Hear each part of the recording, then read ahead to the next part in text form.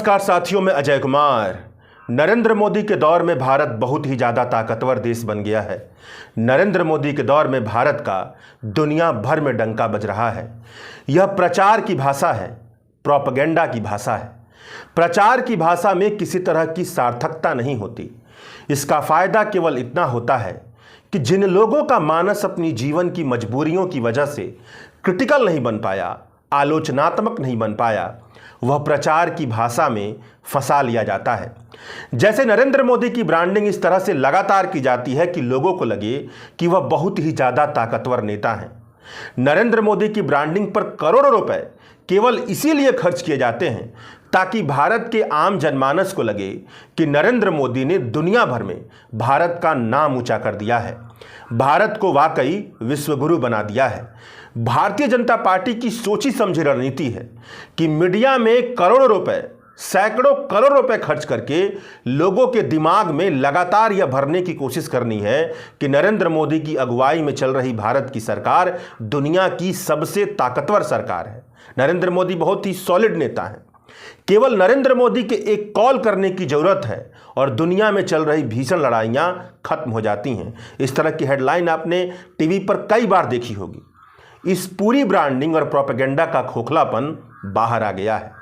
Forbes ने दुनिया के ताकतवर मुल्कों की एक लिस्ट जारी की है।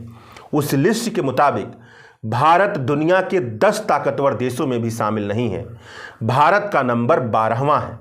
मतलब दुनिया की सबसे बड़ी आबादी लेकर चलने वाला भारत दुनिया के 10 ताकतवर देशों की लिस्ट में भी नहीं शामिल है। 142 करोड़ से ज्यादा की आबादी दुनिया में किसी और देश की नहीं है। अगर भारत के मानव संसाधन को सही माहौल दिया जाए, गरिमापूर्ण जिंदगी दी जाए, तो भारत निश्चित तौर पर दुनिया का सबसे ताकतवर मुल्क बनने की क्षमता रखता है। लेकिन सबसे ज़्यादा अफसोस की बात यह है कि भारत को संभालने और चलाने की जिम्मेदारी जिन नेताओं के हाथों में है, वह अपने विचार और कार्यशैली में मुमकिन है कि दुनिया के सबसे खराब नेताओं में शामिल हों। इसका नतीजा यह निकला है कि दुनिया की सबसे बड़ी आबादी लेकर चलने वाला भारत दुनिया के 10 ताकतवर देशों में भी नहीं शामिल है। इजराइल, जिसकी आबादी 1 करोड़ भी नहीं है, वह भी ताकत के मामले में भारत से आगे खड़ा है।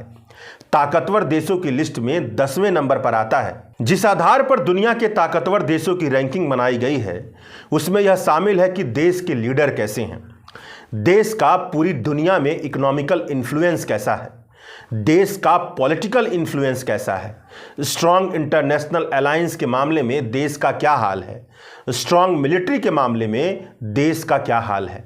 इन्हीं आधारों को मेथोडोलॉजी के तौर पर अपनाते हुए दुनिया के ताकतवर देशों की लिस्ट जारी की गई है।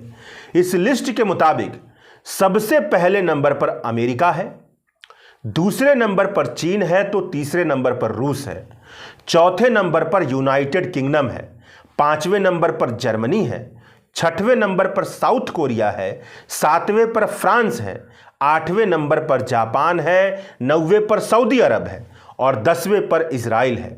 मतलब सऊदी अरब जैसा देश जिसकी आबादी 3.5 करोड़ के आसपास है, फ्रांस जिसकी आबादी 7 करोड़ के आसपास है, साउथ कोरिया जिसकी आबादी 6 करोड़ के आसपास है, यह सारे देश ताकत के मामले में भारत से आगे खड़े हैं।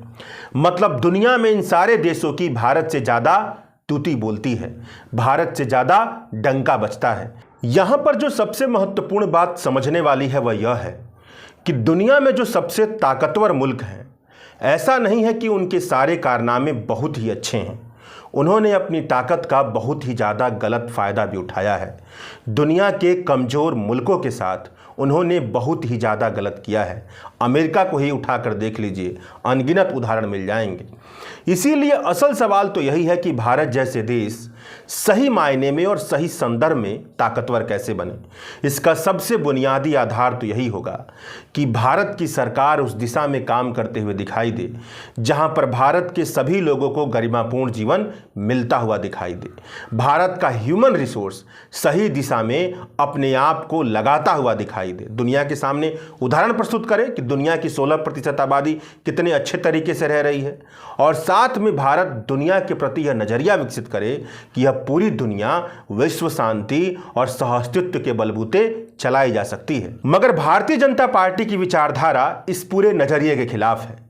नरेंद्र मोदी की अगुवाई में चल रही 10 साल की सरकार की बुनियाद इसी पर टिकी है कि लोगों को वह माहौल ही नहीं देना है कि वह समझ पाएं कि उनके लिए क्या सही है और क्या गलत है, मानवता के लिए क्या सही है और क्या गलत है।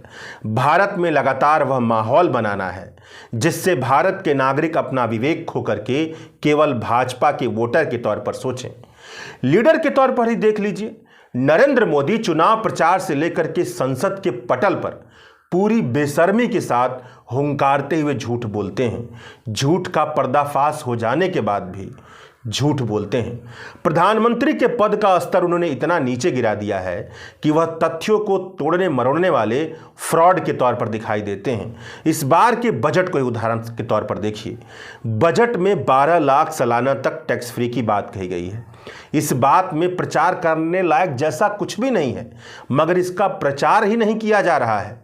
प्रचार करते समय जबरदस्त किस्म का झूठ भी बोला जा रहा है।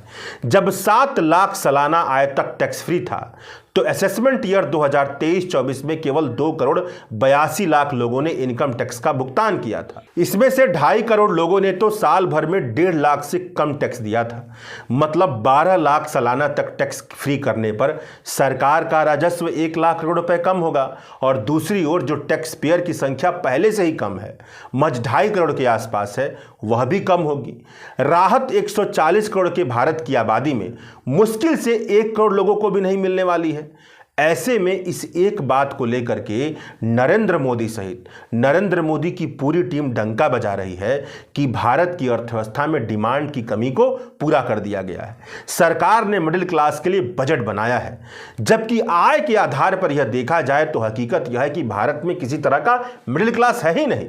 मुश्किल से भारत की 2% आबादी महीने में 1 लाख रुपए से ज्यादा कमा पाती है। 12 लाख टैक्स फ्री करने से सरकार के राजस्व को 1 लाख करोड़ रुपए का नुकसान होगा। मतलब सरकार कम खर्च करेगी और 98% जनता को किसी तरह का मुनाफा नहीं पहुंचेगा जो सरकार के जरिए मुनाफा पहुंचता है। तब बताइए कि अर्थव्यवस्था में डिमांड कैसे बढ़ेगी। यहां तक तो चलिए सब कुछ ठीक था, राजनीतिक दांवपेच कहा जा सकता है, मगर नरेंद्र मोदी ने चुनाव प्रचार प्रसार करते हुए यहां तक कह दिया कि जवाहरलाल नेहरू के जमाने में 12 लाख की सालाना कमाई पर 1/4 टैक्स में देना पड़ता था। अब बताइए कि वह आजादी के समय की तुलना इस समय से कर रहे हैं। अब जब इस तरीके से भारत का प्रधानमंत्री भीड़ के सामने बात करेगा तो वह फ्रॉड नहीं कहलाएगा तो और क्या कहलाएगा। और जब लीडर ऐसे होंगे तो देश कैसे ताकतवर बनेगा। नेहरू के ज़माने में जिन्हें 1500 रुपये की महीने की सैलरी मिलती थी, उसकी कीमत आज 2,80,000 रुपये महीने के तनख्वाह के बराबर है। मतलब मोदी जी से सवाल बनता है कि क्या वह 2,80,000 रुपये जिनको महीने में सैलरी मिल रही है उनसे टैक्स नहीं लेंगे। इकोनॉमिक इन्फ्लुएंस के मामले में भारत का हाल देखिए तो नरेंद्र मोदी और नरेंद्र मोदी की ब्रांडिंग करने वाले भारत को दुनिया की 5वीं सबसे बड़ी अर्थव्यवस्था बताकर लगातार बेचते हैं। भारत की प्रति व्यक्ति आमदनी मुश्किल से 15,000 रुपये महीना भी नहीं है, जबकि ताकतवर देश की लिस्ट में 10वें नंबर पर इजराइल आता है। इसकी प्रति व्यक्ति आमदनी भारत से करीब 14 गुना ज़्यादा है।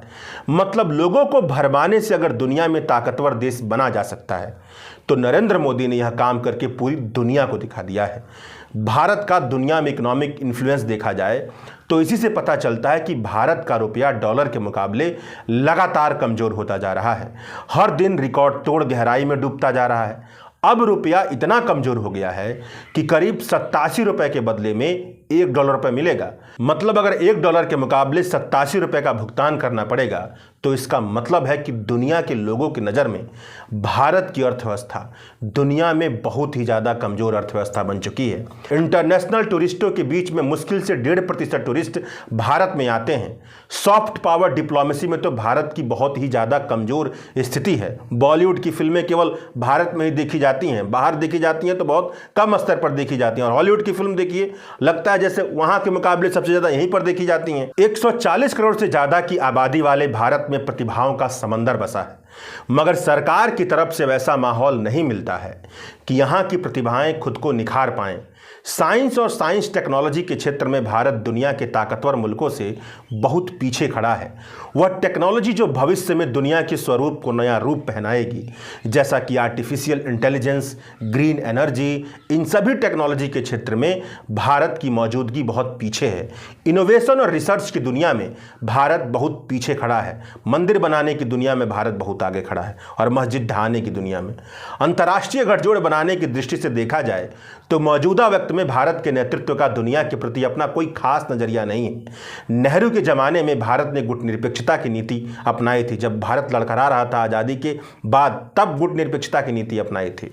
विश्व शांति और विश्व सहअस्तित्व को ध्यान में रखते हुए जहां भी अन्याय होता था तब भारत उसके खिलाफ बोलता था।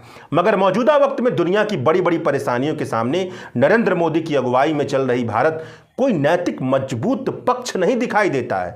ज़्यादातर मामले में तो भारत अमेरिका के पीछे कोई पिछलग्गू बना हुआ, कोई चापलूस बना हुआ खड़ा दिखाई देता है। ज़्यादा से ज़्यादा भारत कुछ अंतर्राष्ट्रीय फोरम की मेहमान नवाजी करने की जगह बनकर रह जाता है। अंतर्राष्ट्रीय दुनिया में भारत की कोई अपनी स्वतंत्र दृष्टि नहीं दिखाई देती है। इसीलिए भारत को ज़्यादातर ताकतवर मुल्क भले ही गंभीरता से लेते हों उसकी आबादी के चलते, मगर भारत के मौजूदा वक्त के नेतृत्व को बहुत ज़्यादा गंभीरता से नहीं लेते। यह सोचते हैं कि इनके लिए मीडिया में अगर ही प्रचार करवा दिया जाए कि बहुत बल्ले बल्ले है तो सारा काम उनका हो जाएगा। भारत की आबादी दुनिया की कुल आबादी का तकरीबन 17% हिस्सा है। इसीलिए दुनिया के ताकतवर से ताकतवर मुल्क भारत को खास अहमियत ना दें, मगर उसके बावजूद भी भारत का वजूद है, क्योंकि भारत अपनी आबादी के चलते दुनिया का सबसे बड़ा बाजार है। लेकिन आबादी का इतना बड़ा फायदा होने के बावजूद भी भारत दुनिया के सबसे ताकतवर देश में शामिल नहीं है। भारत की आर्थिक नीतियां अब भी वर्ल्ड बैंक और इंटरनेशनल मॉनेटरी फंड की बनाई गई आर्थिक नीतियों के तहत काम करती हैं।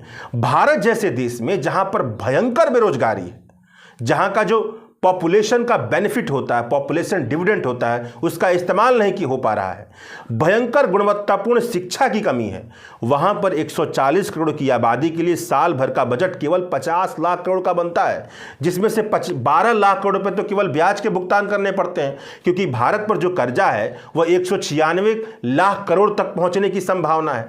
ऐसे में बताइए कि भयंकर बेरोजगारी की परेशानी कैसे दूर होगी, गुणवत्तापूर्ण शिक्षा कैसे दी जाएगी। इसके लिए भारत के मुताबिक लंबे समय तक का सोच करके आर्थिक दृष्टि, इकोनॉमिक विजन बनाने की जरूरत है। मगर कई सालों हो गए भारत की कोई अपनी आर्थिक दृष्टि ही नहीं है।